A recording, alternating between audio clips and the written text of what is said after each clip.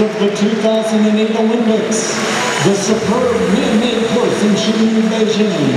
Chinese teams have become increasingly strong in the past decade. Champion in men's kayak, and the two-time Olympic gold medalist, the Czech's storied history starts with amazing athletes. Lefèvre and Nuria Newman went 1-2 at the Prague World Championships. Britain.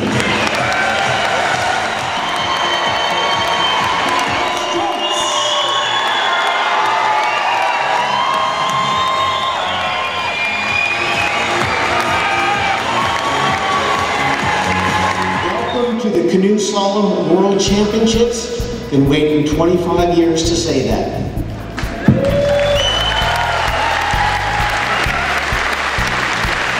So over the next 12 days, nearly 1,000 athletes are going to compete in not one, but 2 world championships here in the United States.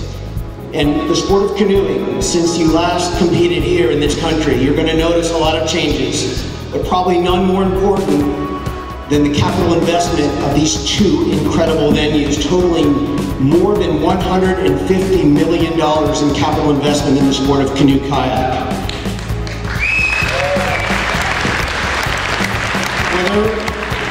Whether it's building a whitewater course on top of a mountain in Maryland or the Canoe Marathon World Championships in downtown Oklahoma City, we are ready a new perspective on the sport in the United States based on vision, investment, and execution of world-class events.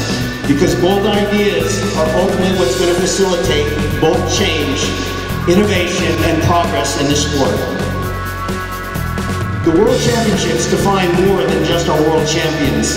They shine a light on the beautiful aspects of our sport. Our rivers, our spirit of competition, and our friendships. And perhaps it's never more important in the United States right now as we indoctrinate a new generation of young paddlers into the sport. And this event has served as an incredible rallying cry to bring our slalom alumni back to the sport, to see hundreds of people from our slalom community that have traveled from around the country to rekindle friendships, to paddle rivers, and celebrate all that's good about the sport is truly incredible, and I'm grateful to those athletes.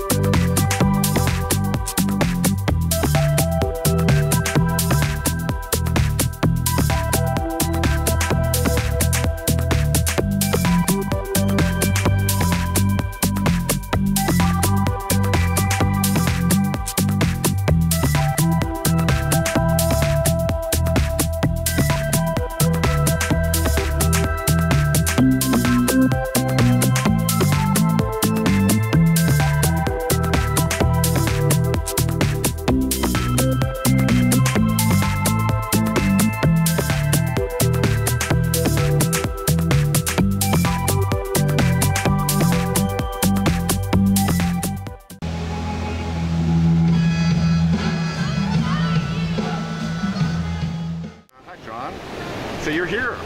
Yeah, here at the 2014 World Championships. And what's your impression on what you see today? Oh, it's incredible out here. I mean, it's neat to see these new boats, the tight courses, and it's a lot of fun to be able to see how good they are now here. Yeah, well, obviously a world of difference from what the Savage was in terms of rescue, let alone the course setups. Yeah. Well, it is interesting talking to some of the coaches, and some paddlers hardly ever paddle on whitewater, so it's kind of weird, that here it is, the whitewater sport, and I always think of it as this outdoor, fun out in the woods, and here they are, they largely paddle on artificial courses in urban settings, so that part of it's changed, which is too bad, but yeah, in the end, they're whitewater paddlers, and it's impressive to see them. course, we had the C1 yesterday. What was that? A gold medal, I believe, right? Yeah, Fabien Lefèvre was awesome. And I mean, it's amazing. He's been a world champion now in Kayak, C1, and was a silver medalist in C2. So, I mean, that's just crazy. And his body and boat control is just phenomenal. So, you know, you watch him, and his balance is just absurdly talented. Yeah, I interviewed him at the semifinals about the switching. I mean, that absolutely took me. I mean, the switching, the paddling, which is something that you didn't do back in your days. Well, if you were a world champion kayaker, you're obviously confident on both sides.